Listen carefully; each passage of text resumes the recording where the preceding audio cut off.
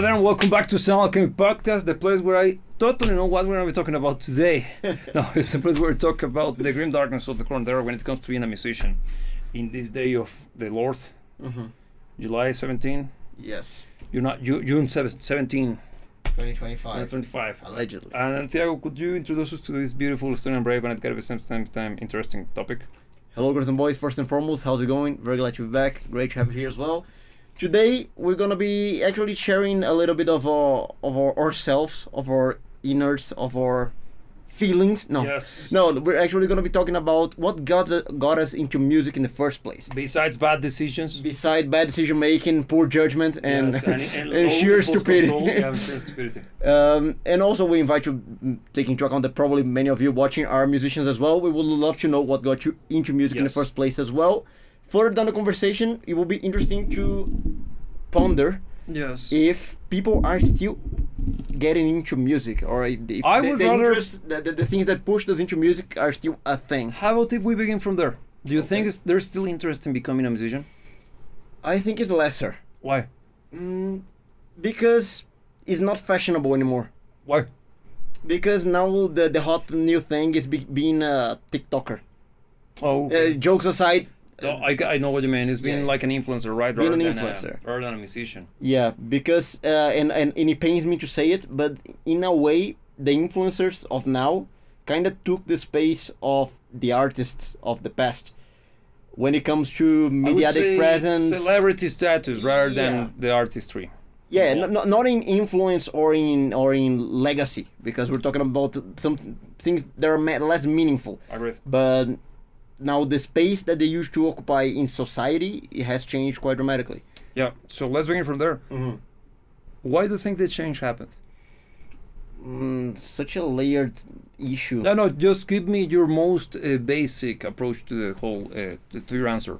Okay. Because it's impossible. I know exactly what do you mean by that. This is a very, very deep and wide topic to discuss. Because there are many layers to it. So try to give us a broad scope. Okay, let's point at one. Okay, I think one of the culprits of the whole thing, even it correlates to what I said before, is the advent of social media as we know it. Okay. I think before, for you to have a media presence and for you to have your voice heard, you needed to be an artist of sorts. You could be on the television, you could be a movie star, you could be a musician. But one can make the argument that being on TV doesn't make you an artist. Regardless, let's not go that deep into that point.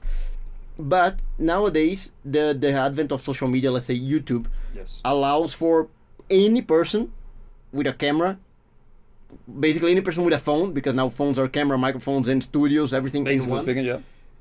You can make yourself a public person with what you got in your pocket.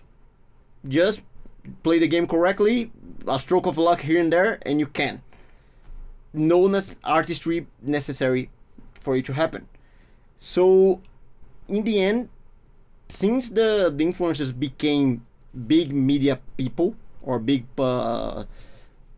known faces, a lot of the new kids in the block, they kind of aspire to become that, because they see the recognition, they see the influence, they see the public impact.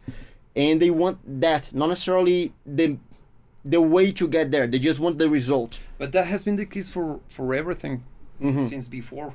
You think of how many people wanted to become a movie star when they were children, just because they saw, I don't know, Tom Cruise being famous and popular and rich. That hasn't changed. The thing is that, and look, I can even make the counter argument to what you said as well. How many of those big names on social media are actually doing some form of music? Like several of those drummers, for example, are huge. They have a huge presence online. They're playing the game in that regard. They're doing exactly what you're discussing or you're describing as being the interest of the new young blood. Hey, Robbie, how to have you here? Nice to have you here. Yes. Robbie. So I think I know. And I agree with you that it's no longer happening as often as before. But I think that the way that you're framing the reasoning for it to happen or moving to this direction, towards this direction, is not necessarily the reason why it's happening. I don't think it's the reason, but I think it's a reason. The thing is that before, even though this phenomenon that I described has always been a thing, since most of the people that would have recognizable faces were artists before, people wanted to be artists, not because they wanted to do music or because they wanted to be actors or because they wanted to do anything of the sorts. They wanted the result. But the way to get those results of recognition before was through doing art. Now it isn't. But before, for example, let's say Letterman, this guy, the anchorman, he wasn't an actor. He was just an anchorman. Yes. And he was super famous, popular. I think it kind of falls into the category of actors to a degree. But that's not artistry, man. That's just being a host. That's charisma and knowing how to deal with and handle crowds. He's basically a speaker. But look, in the public eye, he's considered an artist. No, he's considered a celebrity. That's a very big difference. But the actors are considered artists. Yes, the thing is that among those aspirational roles were or artistic endeavors and artist-oriented people. Yes, but it's not that, if that makes sense to you. But I know where you're going with this, because you're not necessarily wrong. I'm simply trying to problematize your proposition. Yeah. Because in reality, you're not necessarily wrong. Because in my opinion, one of the reasons why people are no longer aspiring to become musicians is because I get what you're saying, and it's because you don't see the position of the musician as being someone of actual good report. Yeah, of glamour. Is no longer glamorous as it used to be. Even back in the early 2000s, you still have some form of mystique and presence and this larger than life aura. But it was already the dying. But it was the last stretch, because think in terms of Muse, for example. Muse was huge in the early 2010s. Yeah. Gigantic. Also think of other acts a little bit more on the pop instrument. Katy Perry was a behemoth. Katy Perry, Taylor Swift. Yeah, she's been since then. Taylor Swift wasn't as big, but she was already a name to be reckoned with. Yeah. So Bruno Mars. Yeah. He was uber popular, man. Yeah. And he was some form of aspirational role. But something happened in the last 10 years. Because up until that era, and that's when I got started in the whole music production business, I can tell you that plenty of people arriving to my doors were inspired by someone. It's not that they were chasing clout. Even the most blatantly driven by the pursuit of fame and success always had at least an artist to look up to. But today, I don't think it's happening. I think it's also because it hasn't been renewed, the cycle. Because that's a good point. Let's say Taylor Swift. Okay. She's still the same. 15 years ago, Taylor Swift was inspiring quite a lot of young kids to want to become like her. Yeah. The thing is, those kids grew up. And the phase to dream of the artistry and stuff like that is usually when you're young.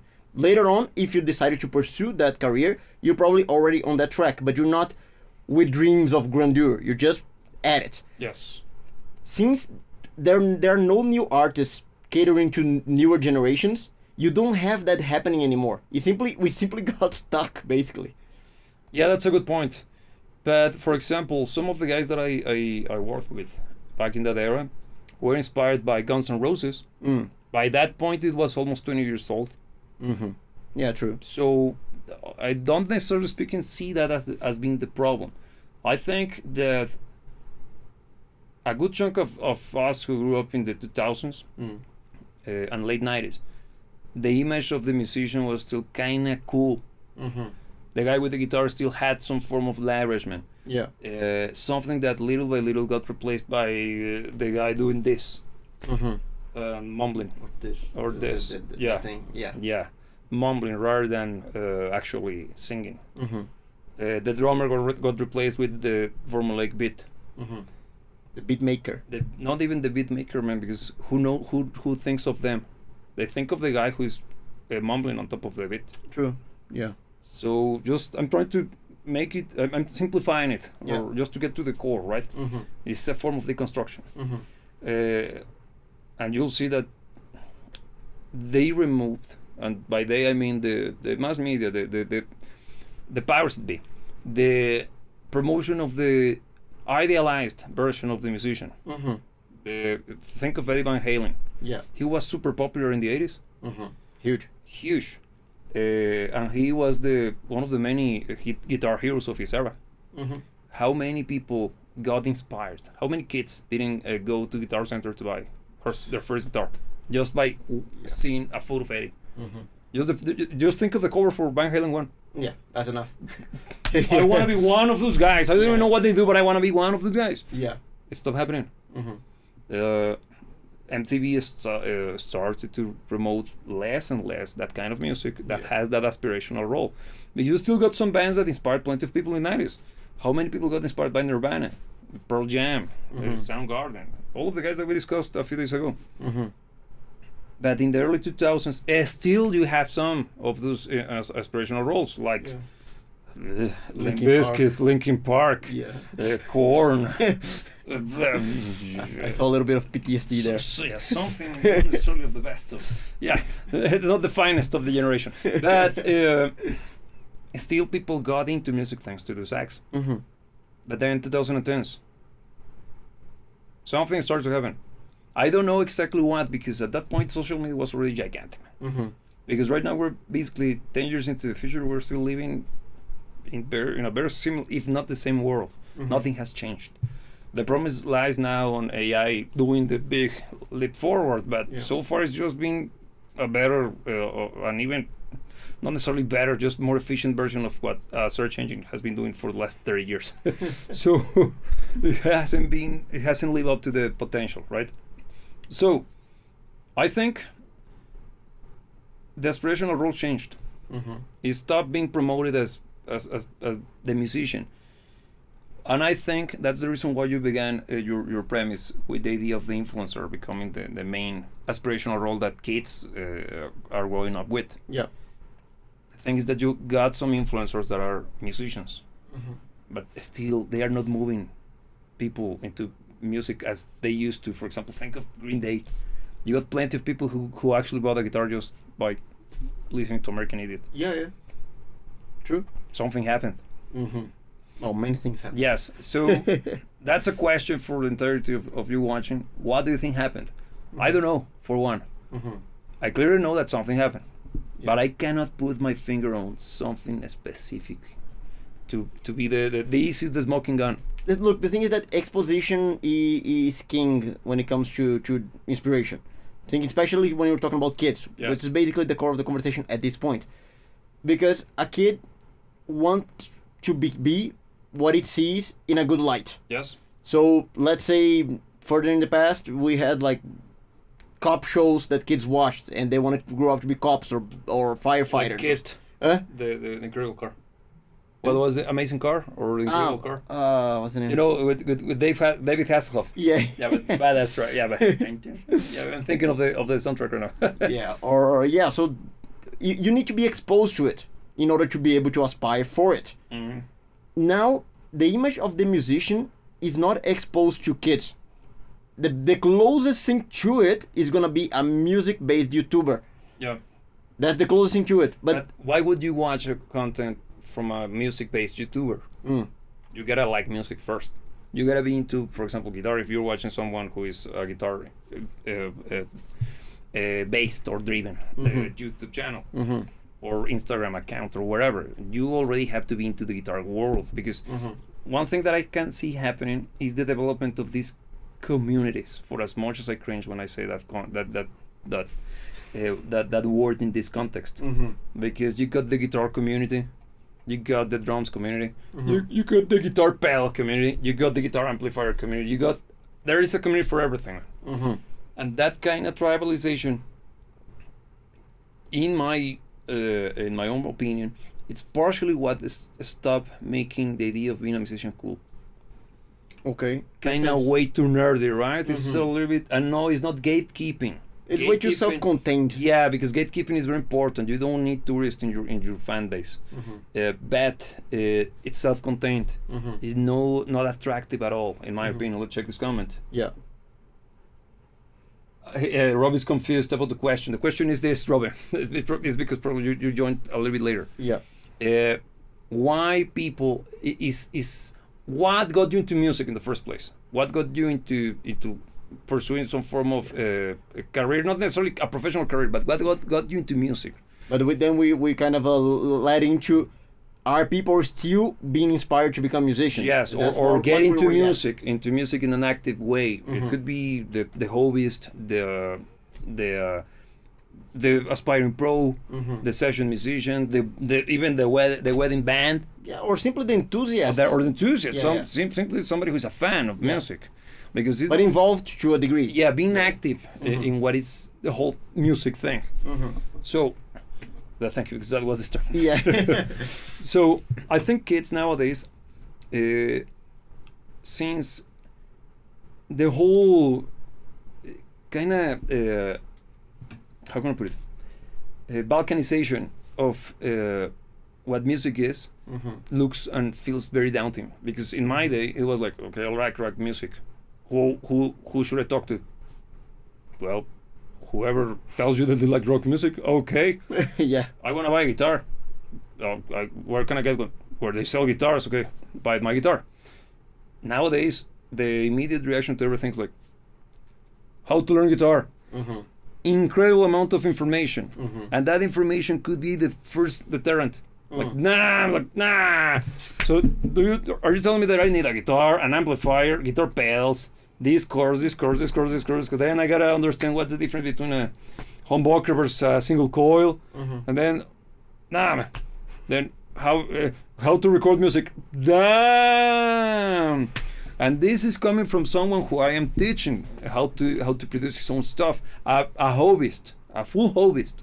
So a hobbyist. The guy is getting his way around it, and he's having an incredibly hard time. Because I'm not trying to turn him into a professional music producer, but at least I want him to be able and capable of kind of laying down his ideas in a way that could make sense for someone like me to help him to produce his music to its final form later. Yeah. But he's having a hard time. Why? Because it's so big, so deep, and that if you are not really interested into the craft, it could actually throw you off. Yeah. Don't you think? I think so. Yeah, I do think that the whole access to information, you get more information that you should. Yeah. Way too early. And also that kind of kills off a very important side of the early experience with music, which is the social side. Because before, since you didn't have access to information at the tip of your fingers, you would talk to people. You would look for the information. You would talk to people about it, and eventually you're gonna find out. So I do think that the whole social part of music is very important, especially on the earlier stages, because before music can become an aspiration, it needs to be a point of interest. And usually when you're a kid, you only foster interests when it's shared. Yes. When it's something that you can talk about with your pal at school or something like that. Or that you can meet later to exchange records or stuff like that. That's clearly not a thing anymore, or at least it's very uncommon. So I think it kills off the building of interest in music that could later develop to an aspiration for music. I get you. Look, Josh here is dropping this comment. He's saying that in high school, it was rockstar or bust. All went bust. Some still are trying to this day. No career, working side jobs. I think you have to face reality at some point, and no, you're not going to be a rock star. Okay, that's kind of very grim and dark, but it's real. You are correct. It's tough but fair. But he's correct 100%, because this is actually taking us to the what got you into music now at a personal level, because I mind that in his day and age, plenty of people got inspired to get into music. You know, let's say Van Halen or some of those badass successful bands. The same happened to me when I was a kid. Things that it happened when the industry rock was already dead in the mainstream, and it was more of a just just be frank with yourself, and you want to just admit that you want to erase yourself. There's nobody saw a potential career path at that point. So it was probably one of the reasons why I developed this almost idiotic stubbornness towards pursuing this as a career. But because I never saw it for something that would bring fame or glory. It was more about doing it because I wanted to do it. And that changed the entire paradigm for me.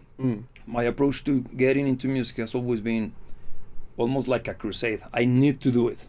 I simply cannot do something else. So that's why I have always looked for ways to keep myself working in music by doing something that is musical driven. The more we're going to be recording, we're going to be making a field recording. So is it for me? No, it's for someone else. Does that brings joy to me? No, it doesn't, but it brings monies, and monies brings joy. So I don't know about you, but I kind of like my coins in a happy way. Okay, so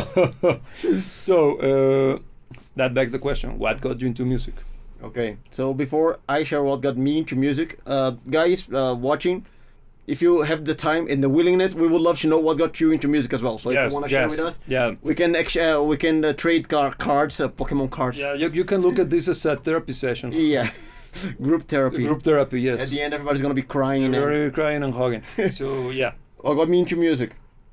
I focused early on the conversation on the social aspect of it because it actually played a very big factor for me. You wanted to have friends? It's not that I wanted to have friends, but you thought that playing music would bring friends to your life? No, organically, music pushed me into different cycles of people. Okay. Because now therapy session. When I was what age are we talking about here? Kind of high school. Before high school. Legal or illegal? Illegal still. Okay. I started to develop a taste. No, from a little before that, I started to develop a taste for good music. Okay. And the environment that I was at, not a lot of people like good music. I started to become a little bit more detached from that environment. Okay. Music started to push me into a different one. So I started to connect with people that I felt that were more like-minded at the time. And that was a good part of the interest that was generated towards music. Of course, we're talking early stages, was not the decision of become a drummer. It was just, okay, music is cool. Yes. And it's actually pushing me in a different direction. So that was just the beginning of it. But then the whole process kind of happened more organically. Because since I was already in the middle of people doing music, because at that point in time, I kind of started to mingle with people that were considerably older than me, musicians, a good chunk of them. It pushed me organically to be a part of that, of the bunch. Yes. And that was so Californian of you. Yeah. So the whole process, it was more natural than a decision to go on a holy crusade. Okay. I'm not necessarily a crusader in that regard. It was the natural path, and suddenly it was the path that makes sense. If it makes sense. It doesn't, but yeah, let's pretend that it does. Okay. So you're telling me that you ended up in music because you had no choice? Or life, the giants of life. You always have a choice. No, I saw myself going down a path, and I decided that it was the one for me, and it was a decision. It wasn't just because I was pushed there, because that's kind of lame. But no, I decided to keep going at it because it felt right. Simple as that. Oh, that's correct, because at least you're following a dream. And look, here Rob is saying that the new rockstars today is being a footballer who is earning $400K a week. In my day, rock and pop stars was the highest earners. The glamour and aim in life. Yeah, good point. They changed, and even footballers are kind of lame today, man. What happened to all of the Ronaldinhos, the David Beckham, all those badass guys from that era? Gone. It's kind of fading as well. Yeah, they're super boring, and they all look the same. I can't tell the difference from. There is not even personality, and the fact that we're still talking about Cristiano Ronaldo. Yeah. No, man, sucks. And the fact that they're getting paid that much, I didn't know that they were that. Yeah, it's kind of absurd. They were making that kind of money. And I'm just saying, Elvis Presley got me to music. When I was in elementary school in the 70s, and then in high school in the 80s, Johnny Winter got me into guitar. Look at that. Great choices, my friend. Johnny Winter's badass. And Elvis, of course, is the king. Yeah. That's interesting. Good introductions. It is indeed. In your case, what was your introduction to music? Pink Floyd mostly. Let's be honest. Pink Floyd mostly. No, for real. Because Pink Floyd was the first band that actually had a massive impact on me.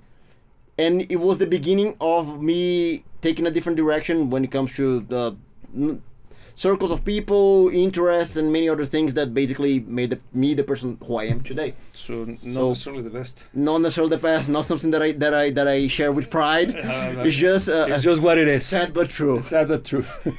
Yeah, no. In my case, it was Back to the Future. Oh, for real? That moment, man. That moment. That was enough. Yeah, I was a kid. I saw the intro to Back to the Future, the first movie. Mm-hmm. I don't know what that is. That looks awesome. I want to do that. I want to do that, man. And when I got that Marshall, and I got it, and I got it without a cabinet. So like, I think if I put it like this, it's gonna sound awesome. But if man, I spent like a month without a cabinet. I couldn't use it. So I just spent, and it was the first time I actually bought a good badass piece of equipment. It is my first big piece of equipment that I bought with my own money, coming out of my OnlyFans. My OnlyFans. I don't no, that came out of me working in the music production stuff. So I spent a month just looking at it because I just had enough money to buy a good deal on that Marshall amp, but no cabinet. So I spent a month just looking at it like, damn. But wherever it was, when I got the cabinet, I was like, of course it's not gonna happen like in the movie. Of course it's not, but it felt like it, man. Because like, it was that moment, and. It's the kind of stuff that hits you when you're a kid and actually inspires you to pursue something. Sometimes it's that big of an impression that you go autistic. And not like me, man. So it's not necessarily a happy ending. It's just real. Sad but true. Sad but true. Yeah, it's gonna be the motto for today's conversation. It is. Because. That's probably the reason why I never give up in this business, man. Because I never got into this in pursuit of success in the sense of monetary success or getting chicks. It's the kind of stuff you learn to do by your own. Because success and chicks, if you play the game, you get them. It's not a byproduct of guitar. No. That it might even be counterproductive at times. It is. In my experience, it was, and it still is, because it comes with many sacrifices, pal. But probably that's how I started to change. I have always adapted myself when it comes to my approach to surviving in this industry, because I have never been part of any form of a big label, because I refuse, because I don't want to be handled and controlled by someone. I'm my own boss, with the good and the bad. Yeah. And I can tell you the bad it's not for everybody. I can tell you that. So it's tough, but the benefit is probably only understood by me, because I'm the one who gets the yeah, but no more. And that's actually what got me into music. That the dream of being able to control my life, doing something that I know to be true. That's why I said it. That is kind of like a holy crusade. And music-wise, it was the first time I saw somebody playing guitar was lame. Was freaking Blink-182. after Back to the Future, like, okay, this is damn. Okay, whatever. But it was on MTV, man. So then, but I guess talked to my guns, because like, now somebody has to play good music, because I once heard Sweet Child of Mine. I didn't know what Guns N' Roses was, but I heard some of their tracks when I was growing up. What the heck is a Guns N' Roses? I knew that, okay, this is not necessarily great guitar stuff, but I have heard guitar. I know of guitar. I know it can be good. I know it can be good because, of course, I've also heard some of Van Halen's huge successful tracks and also Journey without knowing what the hell was that, right? Like, yeah. And then Red Hot Chili Pepper shows up in the rotation of the music videos. Okay, this is actually good, finally. And then I decided to buy that goddamn Metallica S&M that I don't like. Yeah. See, that I always bring back into a conversation because that was the point of like, okay, this is the shit. This is exactly what I had in my head. This is rock music. Well, I didn't know that it was rock music. I just know this is guitar, drums, hard as balls, like it. And hey, that was this. That's Satanic Kid. Okay, that's even better. So it's even cooler now. What is this? Metallica. Oh, what is it? They play metal. Oh, maybe it's because of the name. I was stupid kid. I thought that Metallica meant the genre. Yeah, it was that stupid, man. Because, okay, in Italian, Sinfonica. Okay, of course, Metallica. Yeah. Because one plays symphonic music, then metal music. How dumb I was. But whatever. I was just a kid, man. Just a little boy. Yeah, give me a break. So I think. I have a question to make, actually. Because you're a singer first and a guitar player second. I got into music through guitar. But yeah, that's the question. You didn't get inspired in music by singing. No. Singing was actually a byproduct, but then it took the lead later on. I became a singer because I sucked at guitar. I was so bad, man. I was so bad at guitar. Because as a guitar player, you were a great singer. I was a great singer, exactly. I excelled as a singer while being a guitar player, man. No, it's because they forced me. Because as soon as I knew that, wait, what's that behind those guys? Those are drums. Oh, it's the pump check. Oh, I knew that. So because this is just doing the tan. I need the. Okay, so I convinced a kid to buy a drum kit. And then we need the bass player. Okay, well, what's bass? It's a big guitar. Okay, get that big guitar, you kid. And that was it. That was the beginning of the end. And okay, let's rock. You can imagine. Horrible. No. Horrible is being viciously positive. And everybody rejoiced. Yeah, it was like, damn. And at that point, when you're a kid, when you're there stupid, you think, man, if somebody had the chance to hear this, their life was changed. Because you're stupid, man. Imagine how many lives were saved. Can you imagine how many lives will be saved? It was like that, man. Like, but then you grew up, or no? Then I had the chance to record myself on a shitty computer. The first try. It's because I did it incorrectly. The recording sucks, man. Sure. Let's change positions. Yeah, it's a microphone, man. Let me get a new microphone. I think this microphone's kind of broken. Yeah. Until you have to face the music, get it? And you're like, oh shit. This is bad, man. Maybe once again, having this kind of early experiences of being able to face your own shit, but like this, kind of gave me this kind of edgy approach to everything. Like, nah, it sucks. Do it again. I have no personal attachment to anything I do, musically speaking. I have another point to present because it just came to me. But first, I think we have a comment in Rumble. Oh yes. Hey, how is it going, DJ Based? Like your name already. That's right. Okay. No, thank you for watching, man. We're trying to bring some of our content to Rumble now because we seriously see that Rumble is in need of expanding a little bit the content. And Rumble, we truly believe in the concept of Rumble as well. So yeah, thanks for joining and please be part of the conversation because the question in this live stream is what brought you into music? Why are you into music? Because that would be interesting to see. Yes. So you were also something. Because as you were exposing your suckiness at that point in time, of course. Yes. Far in the past. It's not that. I realized that sucking is actually a very important part of a musical journey. Everybody sucks at a given point in time. Don't you think that another problem with how things operate nowadays and why people don't get into music as much is because everything is way too public? because now you don't have the opportunity to suck in private. I get you. Everything is seen and judged by everyone. Never stop to think about that. That you're correct in that one. Look, I have always said that the best, the most important skill that anybody can have is realizing and accepting, or learning to detect and accept when they suck. Because the earlier you detect your suckiness, the sooner you fix those problems, and the bigger the chances for you to become better. But never stop to think how much social pressure there is, especially in younger generations, due to the fact that everything is kind of made public. And it's not that somebody's forcing you, but they feel the need.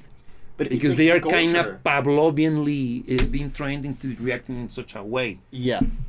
But I think it kind of plays a role as well in the current state of affairs. You are correct. I think you're correct. I never thought of it. Actually, you pull up me today. I think that the external pressure might serve a positive role at some point onwards. But if it happens too early, I think it's going to be a deterrent for you to actually keep pursuing that. Because if you're not that involved and you're already suffering from that external pressure and that judgment, probably that's just going to be used as an excuse to not continue. I agree. So if it's later, probably it's going to help you on that realization that you sucks. Yes. And that's important. Agreed. But I think it has a particular... It's going to serve a purpose on a particular point in time. If it's too early, it's probably going to be counterproductive. Yeah, agreed. Yeah, and actually, it's fun to see that when you're young enough to realize you suck, it's easier to accept it, don't you think? When you're a kid. Because the problem is that there is a particular age, I would say like early teenager, when you are unable to accept any form of suckiness. Because, man, how can I suck? You get me? Yeah. It's that attitude that all of us go through, and I think especially men. Because girls have 0 years of experience being a girl. But thus far, but in this day and age, how can we? Who am I to judge? No, but we get that cockiness that truly gets in our way and gets in the way of becoming better. Yeah. And when you're a kid, probably that was also a good at least timing in my career. Because I started so young that I could tell, man, we suck. We gotta do something about it without feeling shame. Yeah, so because it was before teenage years, I suppose. Then. Yes. Okay. Yeah, I got my first guitar when I was 14. Yeah, because the thing is that kids are kind of humble. Yeah. Teenagers are not. No, they're the total opposite. So I think probably the teenage years is the worst point in time when it comes to get into music because Yes. Yeah, I think up until 14 is probably okay. Yeah. But let's say between 15 and 20, that's bad. Yeah, we're gonna hear a comment here saying that we all sucked when we all started out. I once told my drummer I would replace him with a drum machine if he didn't get better, then he got better. That's tough but fair. Like it, well done. But once again, this was pressure applied at the right point in time. Yeah. Because probably too early, it will probably push the guy away. Yeah. But since he did it correctly, yes. And just the metaphorical back slap. Yeah. He learned his lesson. Yeah, probably you saved his life just with that pressure. Maybe you taught him how to be disciplined. Yeah. Well done. And now here DJ Based he's saying that my parents were big into music. They were big music listeners. But as an adult, what really got me to music was LTG Buckham and the drum and bass sound. Okay. But a lot of bands and even Motown before that as a kid. Look at that. Interesting. Because it's always when I was working with when I was running the studio, one of the things that I always I found fascinating was trying to see and create a persona, or trying to see how these guys ended up being in front of me talking about music. Okay. And through these kind of conversations, you start to see even a little bit of their past. Because, for example, here DJ. Based saying that he got into I love the name LTG Buckham and the drum and bass, so late mid 90s to early 90s to early 2000s, because that was big in that era. About Motown before as a kid. That makes sense because there is some form of correlation. Yeah, but eras passed. Yeah, different points in time. Yeah. But you start to create a persona. I might be totally wrong, man. But is this is the stuff that starts to lead me to a story behind the people that I'm talking to. And it's also interesting. And this one with just, man, I feel you. I have dealt with those guys so many times in my life. You're a computer, dude. And today's drum machines are so goddamn good. They're getting better. They're getting better, man. So you need to get your act in order. Yeah, because not even keyboards and bass players can save themselves today. Yeah. Yeah, so it's amazing. Do you think that now, since we already kind of brought AI, because those features that you're talking about, they're kind of AI.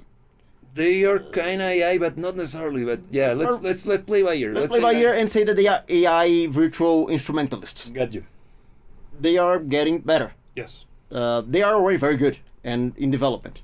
Do you think that can be a deterrent factor for new people getting into music, or do you think it's something that doesn't really make a dent? Good point. It could be. Look, I have worked with some people in the last few weeks that showed up with, let's produce a record. Okay, a punk record. You know the story. Yeah. Okay, so do you have any draft? Yes, I do. Okay, send them my way. And as soon as I played back, you made this with AI, right? Yeah! What's your plan then? I'll record that. Man, are you gonna let the computer write your music? You're right. What? What? But that's what you're planning on doing. Yeah. And they were like, damn, you're right. Forget about it. But what we did was actually interesting because it's not that he came up that the AI was the driving force behind the songs he wanted to produce. I was like, okay, these musical phrases you kind of wrote them, right? Yes, it's just that I used the AI to write the lyrics and kind of create a melody on top of that. Okay, so it's kind of yours. Yeah. Okay, but how about this? Let's use the AI tracks that you sent and use it as building blocks. So I started to chop up stuff on Logic, the sections of the AI tracks, and then okay, bring your bass player, then you guitar player. Okay, play on top of this. I'm gonna program drums while you kind of follow this, and we used the AI prompt, or well, the result of the prompt, to write and produce 3 tracks out of that. And it's the first time I do it like that, because of course super novel. This kind of technology and approach to music production is novel.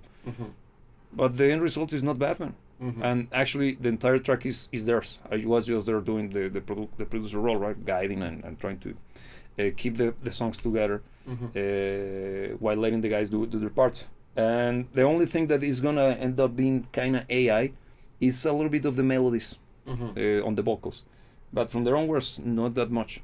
But that's probably not necessarily the most common approach, because the pedestrian use for AI is just make a chill and relaxing song for studying like hip hop, lo-fi hip hop, and yeah. So you can imagine. I think that has the potential to stop people from learning, because they were like, "What's the point?" True. The computer can get there faster than I ever will. Yeah. And also, what's the point? It's the better you are with the keyboard, the better the results. So I better learn how to type stuff into the computer rather than coming up with ideas from my own head. Yeah. So that's kind of a if grim that's not prospect. very grim. Yeah. I don't know what is, man. Because that's a very, very big possibility. Yeah. I see that becoming a problem. But on the other hand, we got a not huge, but a bump in sales for guitars. Did we? The last few years have been better for music, especially during the COVID years, because plenty of people actually got into music thanks to the lockdowns. Of course, that was. I'm trying to. It's a blessing in the hand. I'm just trying to find the peanut in the pile. Okay, so it's still disgusting, but you get my point. Yeah. And so plenty of people got into guitar or instruments in general. and since they had enough time to kind of start to appreciate the craft, newfound interest on the whole thing of learning instruments got started. The thing is And that it's little by little increasing. I don't have the numbers right now in front of me, but I've been reading several articles claiming that, particularly on the used market, makes sense. yeah, I'm in lockdown. I had no idea if I would like playing an instrument, yeah, so I'm not gonna spend $1,000 on a guitar that I might never use, yeah. and I will have to resell it for 800. So they went straight for already used stuff, and it hasn't slowed down. Okay, that's So actually that's already a good sign. good sign. I don't want to throw a bucket of cold water into the good sign that you just presented, but there's another way to interpret it as well. And this is just speculative, okay? It's not. Yes. I don't have the data to back this up, but I feel that the boosting sales in guitars, for instance, or musical instruments during that period of time, more than likely didn't come from kids. We're talking about grown-ups that found themselves with way too much time in their hands, and it's a good use of their time. I'm not criticizing that. Yes. I just think that it doesn't necessarily mean a new push for music, because we're talking probably about a lot of new hobbyists. Yeah, I know what you mean. Yeah. But any push forward, it's a positive one, because we've been living in this kind of frozen time sphere. I don't know how to describe it, because it feels that nothing has changed in the last 30 years. Like some people said, "Oh, I stopped in the 2000s." Did it? Did it? Just saying that Will Smith was the hot shit in the early 90s, and he was the hot shit in the 2000s and the 2010s, and he became popular a few years ago again. And did you know that he released a new single Yeah. 2 days ago? For real? No, he did. Man, we haven't changed. We're still stuck in the 90s. Tom Cruise, Keanu Reeves. Yep. Dude, Keanu Reeves. Yeah. Say, for as much as John Wick is awesome and badass, yeah, man, but dude, Yeah. Speed got released in what, 91? I think so. Early 90s, yeah. Damn. I think Joss left us a comment. Yeah, it depends on the motive of the musician.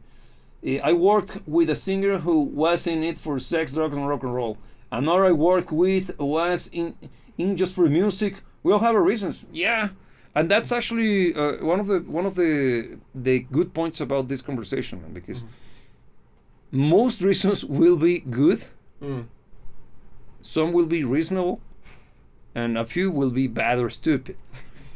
We're not here to judge them. You know which ones are which, okay? And plenty of people have, and this situation that we're discussing, and the reason why I say that, even though we got as little as the push was, still a positive one, is basically this: people had reasons to do it. Yeah. There is interest, and that interest manifested into action. That's the first step, man. Because we've been stuck in this limbo for way too long, man. And the craze that was starting up a band in the 2010s due to the hipster movement and all of the not shoegaze, the Indie stuff. indie stuff, man. Yeah, That yeah. was indie Mayas. Yeah. It was a psyop, but we're all going down there. That's a rabbit hole for another day. You got it hasn't. It simply died off, man. I managed to buy a good chunk of the equipment that I got thanks to that era. There was plenty of work. Yeah. I actually managed to make a good living out of this business, and this is from someone who worked in a very, very, not necessarily, it's not Nashville, man. It's Yeah. far from me. It's the farthest you can be from Nashville, man. So it was that big. Here, Robbie's saying that, Diego, that's actually correct. What you said about guitars being bought during COVID, there has been reports that age group who bought them was in between 30 to 50 years old. Yeah, man, I know. The whole thing with not necessarily bringing young blood it's actually current and present, and it's something that has to be acknowledged. But the thing is, have you also seen population growth around the world? That's a different. I don't know if you have seen that several countries are in a steep decline when it comes to their populations. Looking at you, Japan and South Korea, Yeah. and soon plenty of places in Europe. Just saying, but I don't want to go there because. I think DJ based also. Here also DJ base. Man, your name's Sauce. Fashion styles have been frozen for a while also. Seems parallels with music. Now that you mention it, yeah, man, it's not just music. Music is probably, I wouldn't call it patient zero, but I think it's one of the several patient zeros because fashion style as well. We're rocking the same clothes that became popular in the 90s. Just for example, the 80s. When you think of the 80s, the first thing is shoulder pads. Yeah. Shoulder pads and stupid colors, and spandex. Which, for as much as a crime against humanity, I'm thinking. It has a personality. Yeah, I'm thinking of girls doing aerobics. But also you go to the other side. God damn Daily Rot. Yeah, exactly. Rock spandex. So no, man. Yeah. So yeah. But you can have dudes pulling off everything all together: shoulder pads, spandex, and hairdos. Oh yeah. And yeah. What a combo. But that was a style, man. It was a and style. it's recognizable. Because if you think of their music, the music from the 80s is so super 80s, like from any genre. The 90s, at least the beginning of the 90s, had plenty of personality as well. Yeah. Because it's all the way, the grunge stuff, the flannel, and all the way down to Spice Girls and Backstreet Boys. That's super 90s. But I think we got stuck in the leftovers of what was Spice Girls and Backstreet Boys in the mainstream. And we haven't really moved on a lot from that. No, because think of this, music-wise, in the rock sphere, for example, man, we're still listening to bands that sounds like Nickelback, which were bands that sounded like Alien Ant Farm, which were bands that sounded like Creed, that were bands that sounded like Pearl Jam. So. And actually, we had a glimmer of hope happening in the early 2000s, all the way to the very early 2010s, which it came coming in the form of middle-sized bands. We had like great bands popping up, starting to develop a name for themselves. Your Riversides. Yeah, but it's on the more obscure, less popular, less commercially driven music. I get you. But no, I know what you mean. But there was a push for new music to actually ascend. Actually, they weren't full on in the mainstream. They never were in the mainstream really, but they were making a name for themselves. And they managed to create a business around their music because yesterday I was blasting at the gym this badass band I always recommended, Pagan's Mind. So freaking good. I'm gonna drop it. I'm gonna share it in the Discord. So goddamn good. It's fantastic, man. It's prog metal. But yeah. Good stuff. Yeah, man. And that song, that freaking song, that song is it's a happy song. Or is it? Is it exactly? Or is because it? It's happy song, like, I don't want to spoil it, but yeah. So coming back to this whole thing, never stop to think about it, but DJ based is also onto something. Because if you think about it, the fashion, the attitude, the personality, the bravado, the cool factor, kind of stopped being present in musicians, particularly in less commercial music, man. Why would a kid be inspired to pick up a guitar if they look like a bunch of dorks? Yeah. Look, once again, the 80s, for as much as I won't go into the argument of it looks good or is stylish, the whole thing with spandex, hairdos, and leather pants, but it was big, it was imposing, it was a show of big character, was manly. This. Yes. And regardless of being stylish, regardless of looking good, we're not gonna go into that because it's not it's not a hill that I'm willing to die on. But he had a presence, he had an impact, and I think that the loss of that was quite impactful in people becoming inspired. Got you. Because let's say even the inspiring acts from the 2000s, the 90s, your Nirvanas, the whole flannel, that whole thing. It was kind of the beginning of the wimp. It was more muted. He still had a style, he still had a personality, but he wasn't big, he wasn't face fronting.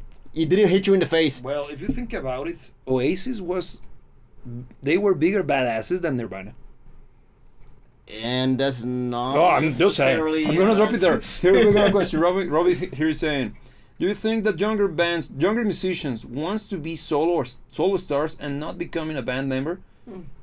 Good point. Okay, Good that's question. an interesting question. Look, Mm. in my career working with young bands, but once again it was during the 2010s, it was very common. Mm. I rarely worked with solo artists. Mm-hmm. I had some, but most of the time I worked with bands. Mm-hmm. But probably it's because it was during the craze of the indie bands. Mm-hmm. But today, that's a question, Robbie, that I never stop to think about it. So let me see if I can come up with something that is rational and not stupid. Go. If I may Yo, go interject, ahead. because I think it relates quite a lot to something that we brought in the beginning of the conversation, the whole thing about the musical presence on social media. Yes. Social media, on the most part, is an individual game. So since you have a lot of the inspiration or the aspiration being shifted towards the big names in social media, I think that changed the paradigm even within niches. Because let's say within music, to become a music personality on social media, that's not something that you do as a band. Gotcha. On the most part, that's Gotcha. something that you do as an individual, Gotcha. as a guitar player, as a singer, or whatever. Yeah. Look, you got me to thinking. One of the core defining factors of newer generations is their lack of social skills. And if I can tell you something from my experience, and just using what Just shared about almost bashing his drummer, Or probably he did bash his drummer. the way that he managed, I'm going to use just as an example, Mm-hmm. he managed to push him forward. Mhm. He actually coached him in a tough but fair way, and it worked. Mm-hmm. That shows that Josh has good social skills. He could read the room and position his position correctly in a way that was understood, felt, but not misinterpreted or pushed into a wrong direction. Mm-hmm. Being a band member and having a band relies on these very social skills, 100%. Especially if you start to do some tours and stuff, you're gonna have to deal with those sons of a gun for basically the entirety of the day, for days on and on. If you don't know how to deal with people, That can get ugly. it will. Yeah. So what happens with somebody who is very bad when it comes to social skills? They don't have the ability to pull off the band thing, and I have no issues with solo artists. Because, for example, Sting is fantastic. His music is excellent as a solo artist. Yeah. Is it the Police? No. No. And that's the thing. He needs the other guys to be the Police. And even in his solo career, he's a multi-instrumentalist. And I pick him for that very reason. He's capable of basically playing all of the instruments in his band. Yeah. But not to the level that the music on the record projects. Yeah. Because he's not Richie Kotzen. He's not Richie Kotzen. That guy's insane. Yeah. But yeah, that's not the example that I would pick. Yeah. Because I think that Sting, for as great as he is, he's a very okay drummer. He's a very good bass player. Not fantastic. He's a very okay guitar player. Not a good guitar player. So clearly, the result of those solo efforts are based off his interactions with great musicians to whom he paid respect to. Yeah. Because, man, you're a drummer. Yeah. And you're doing something cool. Yeah. As a good band leader that he is. Yeah. Wait. Try that. Go. Yeah. Do your stuff. Let them go loose. Yeah. Because that's the genius. And the results speak for themselves. Clearly, man. Yeah. Clearly, every single one of his records, there is always a moment for any of the musicians to shine. Yeah. That one from Fields of Gold is the second, the one before Fields of Gold. But the album, what's the name of the album? It's Summer wherever. Tail. Yeah, the yellow one. The yellow one. It's very good. Very good. Yeah. It's his most popular album. I can't remember the goddamn name. Yeah. But in that, you can see that there is a particular track that begins so funky and then turns western and then goddamn rock. The one with the time signature changes. Time signature changes. It's a mess of a track. It's fantastic. The drummer in that one is on fire, man. It is. And it's thanks to what? social cues. Sting is not stupid, man. He knows how to handle and how to push his musicians forward. So yeah, Robbie, I don't know if they would be able to pull that off, because now think of this: electronic music. In electronic music, it's basically like composing without trying to sound bombastic, but it's a little bit closer to composing music in a classical style, because you're basically programming. I got in classical music don't program stuff, don't you? And what is a goddamn musical? Yeah, what's that? Yeah. You're basically the thing is that you're not programming a computer, you're programming people. You're programming people, exactly. And who? I got the director. The director is your wherever. He's doing your bidding. Okay, we'll put it there. Wherever. Electronic music is a solo effort. But rock music, even if it's like Ozzy Osbourne, well, that's not a good example. But Whitesnake, it's clearly David Coverdale. But especially because the band members changed a lot all the time. Yeah. But it's David Coverdale's baby. It's his music. That's why you see the consistency, because it's him, the guy behind the sound of the band. But damn, man, damn. Every record, the lineup is always top notch, and he doesn't know how to play those bad. John Sykes, he can everything from 1987 is him.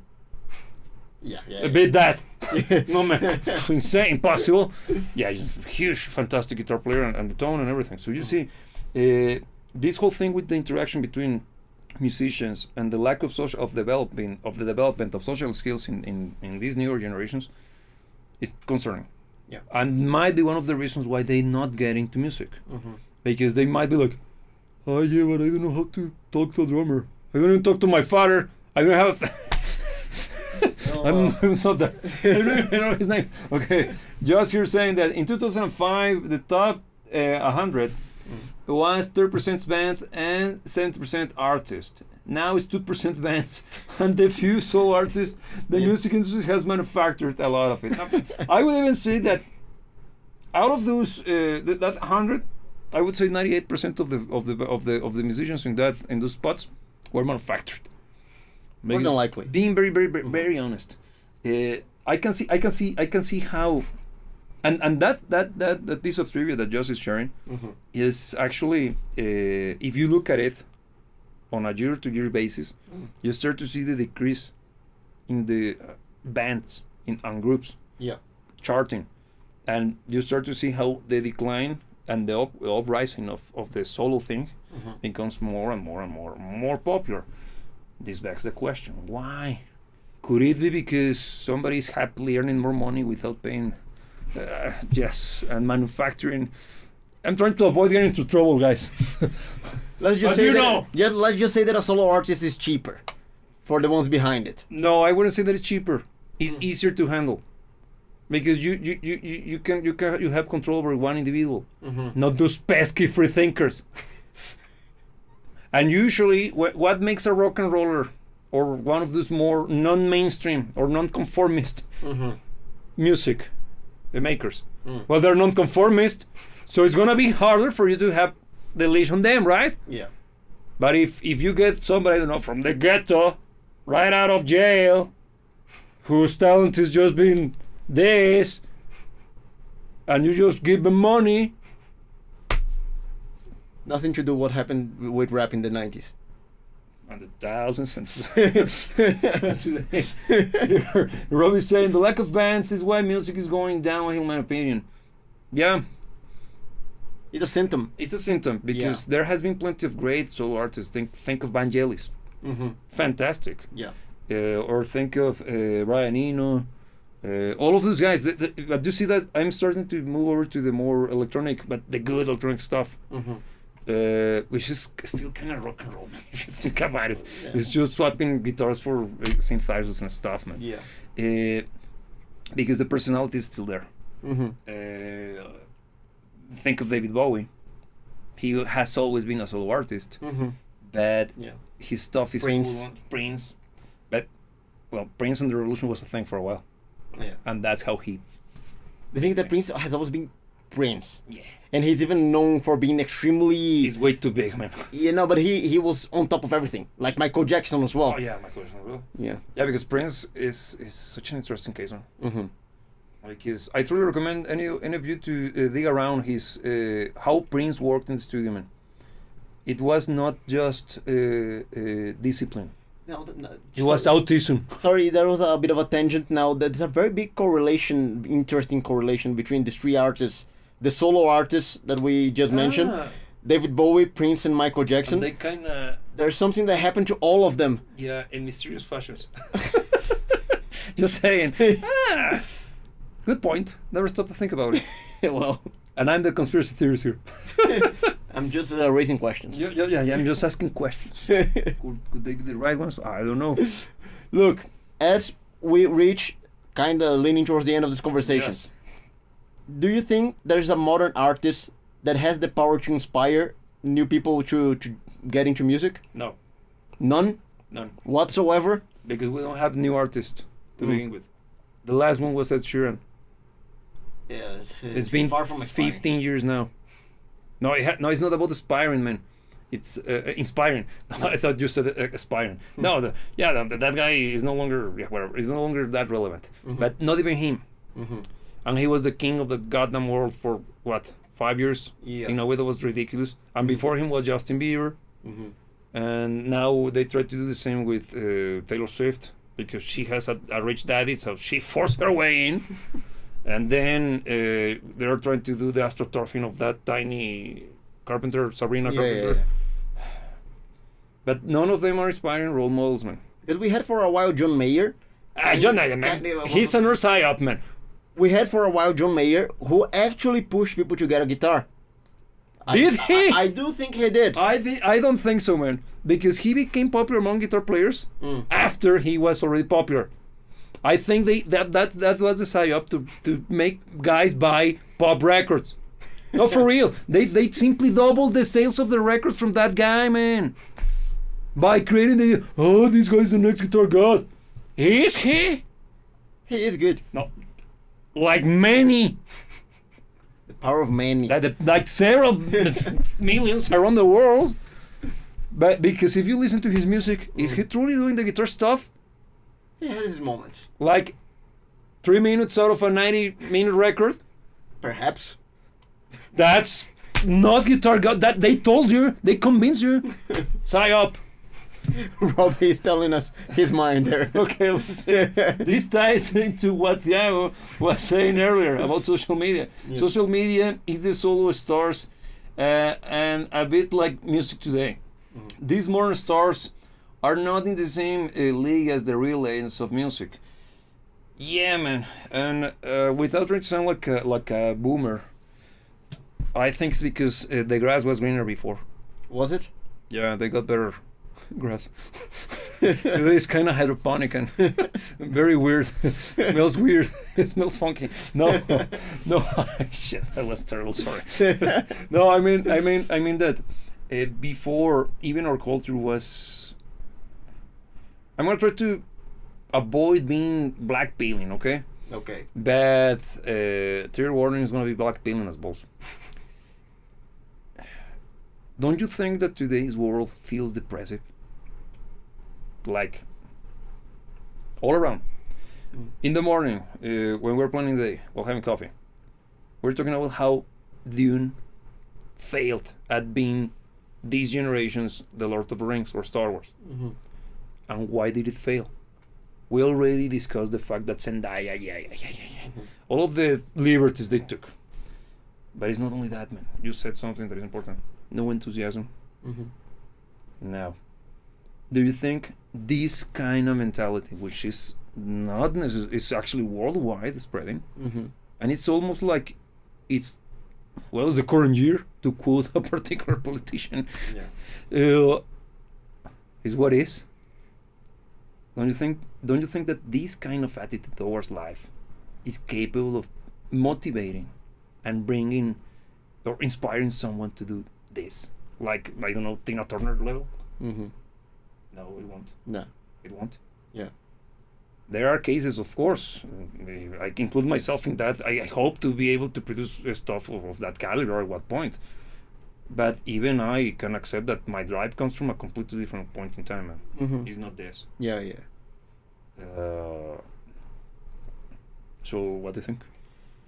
I think that like now is Sorry a for the black pill. doomy part of the conversation. The thing is that think of the concept of the pyramid of Maslow. All right. Yes. There is an order of priority to how. Can you elaborate more for those who are not familiar with the concept? Basically, in concept, going really short, is there's an order of priority to the way that we tackle life. Yes. When you have to first fulfill the very, very basics, survival and the such. Feeding. Then you have, in order of priority, let's say having a shelter, which is beyond, for instance, eating, and then things such as comfort or luxuries or stuff like that will be, of course, after all of the rest is fulfilled. Yes. I think that we live in very dissonant times. I think we are kind of fighting, or we are taught to kind of go against some of the stuff that's kind of natural to us. And I think that shakes the very foundation of that pyramid. And what happens is that since you don't have the basic portion of the pyramid kind of fulfilled, you don't move on to more.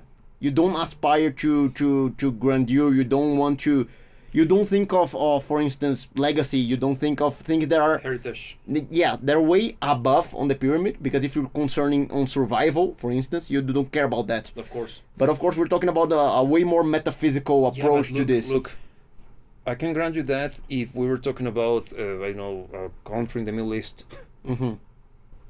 going through a particular hassle. But in places of the first world, all of their needs are already met. No, but that's why. Wait. This is the big one. They have a huge one, and something that is fundamental, and it's even more important. Well, it's as important as survival. There is no sense of belonging. There is a huge hole. Somebody once said that it is a God-shaped hole in the soul of humanity. Because and I'm not trying to be patronizing or religious or anything. I'm not even religious myself. But I do know that there's shit outside that I I have plenty of reasons, but whatever. It's not me apologizing for any form of religion. But I'm trying to say that a good chunk of what creates or pushes inspiration forward is this awe to the divine. This kind of aspiration to create something larger than yourself and larger than what your human condition is. Since newer generations are growing in a world in which that's not common, because it still is, but it's not as common as it used to be back in those days. They are simply growing up in a way that they simply think that that's not possible. It's simply under the radar, and that I think that's a huge problem. Just you're saying, you're coming back to Robbie. No, it's the same. Yeah, just you're saying, in the end, as a musician, it's you taking on the world. You shoot your shot and see who bites, and just keep doing your own thing. Agreed. Exactly that. Because this what Joss is saying is something that I don't know if younger generations are capable of coming up with by themselves. I'm not saying that Zoomers are dumb or devoid of bravado or energy, testicular fortitude. I'm just saying that it's very, very common to see more doomers in the Zoomers Zoomer demographic than you see the people with actual intent. And I wouldn't necessarily frame that as weakness. I think they are victims to some regard, because they were deprived of many things. Yeah, it's that's why I began this exposition with the first proposition. Yeah, because I think that's the biggest problem. That's why I don't see in the next 5 years somebody huge, like not earth-shattering like Led Zeppelin, but somebody that can get the boat rolling in the next 5 years. I don't think so, man. maybe in 10. I hope you're wrong. I don't know, man. Because the situation, just follow your heart in this one. This is not something that you need to do some research to see. Yeah. It's not that in this case metrics or numbers will tell you. There's something that you know what I mean. And it's been like this for a good while. And you guys watching, I think you get me. Because even the way that we look, this show alone tells you that there is this kind of pursuit of finding a solution. Yeah. Get me? Yeah. Because that's the whole point for the show is having these conversations to see if we can find a solution. That's already. I wouldn't say that it's a symptom of a problem, but it's at least the starting point to find to find an end to this horrible situation. Yeah. But I don't see that it's changing fast or soon enough.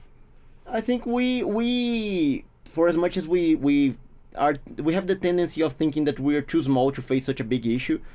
In the end, every mass is made of individuals. So I agree. I think if each of us individually try to adopt a more active approach towards this kind of scenarios, in the end we can make a difference. I agree. I'm not saying that it's not gonna change. It will. It inevitably have to change. I'm just saying that we haven't reached that critical mass. Not yet. We still need to keep doing our part, every single one of us. Yeah. So all of you watching and to happen to play an instrument, inspire somebody. Like get in my lawn, kind of approach. Yeah. Try to show more music, show the good stuff. Talk about music that doesn't suck, like we do every Thursday. At the same time today, but on their channel. Yeah. Yes, or on Rumble in the same channel, because Rumble is better in that regard. Yeah. All of live shows happens in one channel. Look at that. How convenient. Yeah. And even it's controlled by the same dashboard. I would love to be able to do that on YouTube. Yes, Wow. wherever. I would love not to have it. But wherever. Yeah. So do your part. Listen to good stuff. Try to promote, and as usual, try to support your local bands and your local musicians as much as you can. Only if they deserve it as well, because don't be part of the problem by promoting shitty stuff just because they are the local guy. Yeah. Here, just saying, you can stop our creative impulse. Great. You are born with it, and all you can do is express it into the message. 100%, man. Yes. That's why every single one of us has that responsibility. We shouldn't stop, because the moment on which we stop doing it is the moment on which creativity will truly die through that. Yeah. Beautiful. Yeah. But okay, so girls, boys, it has been a pleasure. It was great to have you here. We need to foster this kind of stuff. We need to keep these kind of conversations going, because the moment we stop having the conversations is because we gave up and we lost. Great. So the way to do it, simply have the conversation, try to make the conversation reach more people. Yep. And one of the ways you can do that is by following us on the Discord. Yes, join Shameless. Discord, shameless. Like that was smooth, Yeah. man. Well done. But on the Discord we can keep our conversations going. We can talk some more of this deep stuff, And I or will we share can also the band. talk. I will share the band that I mentioned. Yeah, and we can talk some very dumb stuff as well, which is also fun. Yes. And also, if you want to support us even further, you can listen to our music on Apple Music or Spotify. And you can also support us by following us on other social media such as X or Instagram. Other ways for us to keep the conversation going. Yes. And one more thing, we're gonna be live streaming. Now we're gonna keep this steady streaming schedule, on which we have this show on Tuesdays at 5 p.m. Central. Then we got tomorrow is going to be a special day, because we're going live on Beat Week again, but that's on the Productions channel. That's on YouTube, on Rumble. Once again, everything happens in the same BardonMusic Live channel, on which we're going to be finishing off the track with the creative take that Robbie shared with us. So we're going to be, and actually Robbie, I haven't done anything to it because I'm going to do everything live. So if I don't like what I hear, get prepared. You're gonna be tough, but fair. But fair. Yes. No, of course, I know it's ironic that it's not gonna be a problem. No, but I'm gonna be doing everything there because it's gonna be the final episode of that huge Week saga. So it's gonna be the grand finale if you wanna look at it from that perspective. So you're more than invited to join. But that's gonna happen tomorrow at 1 p.m. 1 p.m. Central. Yes, because usually go live at 2 p.m. Central. for that show. So you're more than invited. And on Thursday, we're coming back to, music that doesn't suck. The place where we talk about music that actually is not terrible while having a drink among friends. So, with that being said, the only thing left to remind you is that you should never let anybody tell you what to dream about. And remember that we will see you when we see you.